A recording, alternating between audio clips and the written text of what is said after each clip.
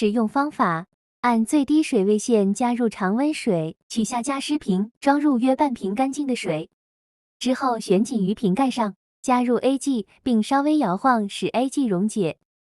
然后加入 B.G， 使 A、B.G 混合充分。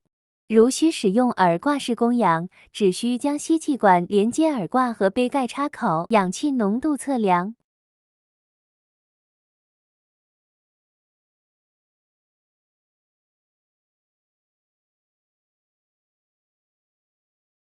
实验测试：收集的纯氧使带火星的木棍复燃。